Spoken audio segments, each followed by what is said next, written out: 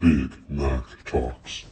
A few weeks ago, I made a video claiming that Mason Rudolph had rejected an offer from Pittsburgh and would be looking to move on. The reactions between viewers were split between Mason deserves to go elsewhere and start, Mason is not that good and another team can take him, and I'm stupid for thinking Mason rejected a deal from Pittsburgh. Well, Mason has officially moved on as he will be signing with the Tennessee Titans on a one-year deal worth roughly $4 million after incentives. So, why did the move happen and what does it mean for Mason? Before I answer that, I'd ask you please subscribe to the channel. I greatly appreciate any help getting to 1,000 subscribers. Now, for Rudolph, obviously a couple of things happened that led to this decision. First, I still do hold firm that Mason actually did have a contract offer from Pittsburgh, but decided not to take it. He was looking to leave in the 2023 offseason, but didn't have any suitors and returned on a one-year deal as a result. So, with his decent late season stretch, he felt things would be different this time around and opted not to return to Pittsburgh. Now, whether this was the right call or not can be debated. It is possible that the Steelers only signed Wilson because Mason Rudolph rejected a new deal, but it is also possible that the Steelers just viewed Wilson as a better option and personally chose not to extend him. Personally, I would say a combination of both of these things are true, and that Mason probably once again viewed Pittsburgh as a last resort option until they signed Wilson, at which point this was no longer possible. I also do think that Mason and his agent may have overvalued his stock just a bit and expected a few teams without a guaranteed starter heading into the 2024 season to be interested in him. These teams, such as the Vikings and Falcons, already signed new quarterbacks in Darnold and Cousins, so we know this wasn't an option. Other teams where he may have been able to compete for a starting job, such as the Las Vegas Raiders and New England Patriots, also signed lower tier market options in Minshew and Brissett, which left Mason with very few options.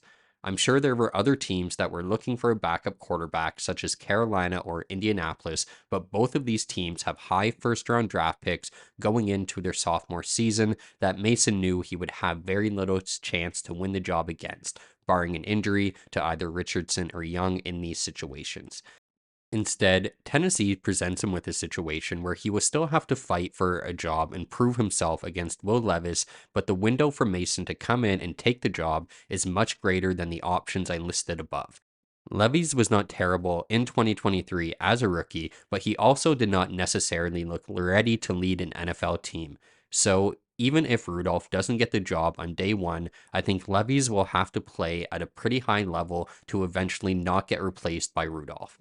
A direct comparison in stats between the two would side towards Mason being the better option at this moment, and his impressive NFL leading 118 passer rating and 3 starts in 2023 does further support this.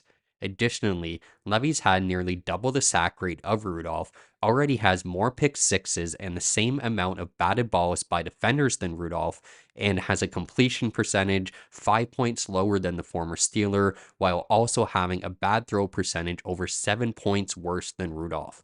Mason is also surprisingly the better runner of the two and has been hit 9 less times in his career despite playing in 13 more games than Levis.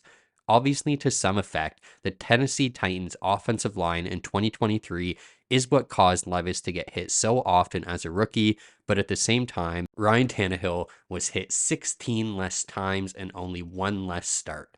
This shows that Levis is having a bit of trouble making quick decisions and is paying for it.